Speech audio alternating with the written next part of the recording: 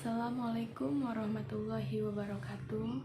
Perkenalkan, nama saya Melva Ayu Triasti, NIM 1909110423 dari kelas D Fakultas Hukum Universitas Riau Angkatan 19. Tujuannya saya membuat video ini untuk memenuhi tugas dari Bapak Dr. David SHMH selaku dosen mata kuliah Hukum Pidana Khusus.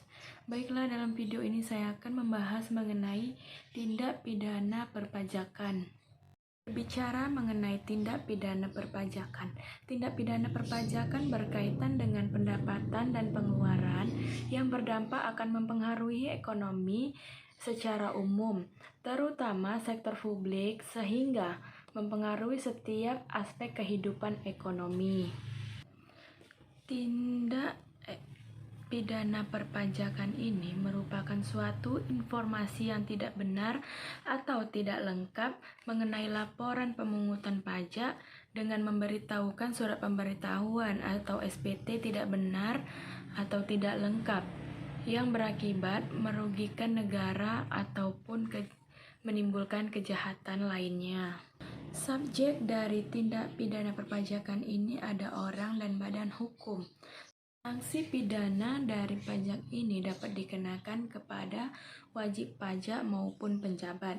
Sanksi dalam tindak pidana perpajakan ini dapat berupa denda pajak maupun penjara atau kurungan. Karakteristik dari tindak pidana perpajakan ini yang pertama, tidak mendaftarkan diri atau menyalahgunakan NPWP. Yang kedua, tidak menyampaikan SPT atau surat pemberitahuan. Yang ketiga, menyampaikan SPT atau keterangan yang tidak benar atau palsu. Yang keempat, menolak dilakukannya pemeriksaan. Yang kelima, memperlihatkan pembukuan, pencatatan, dan dokumen lainnya yang palsu.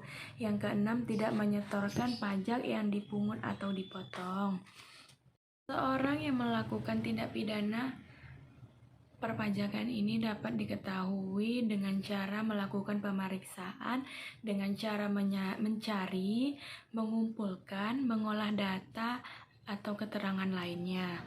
Pemeriksaan ini dilakukan oleh PNS di lingkungan Ditjen Perpajakan atau ahli yang ditunjuk oleh Ditjen Perpajakan atas tugas dan wewenangnya.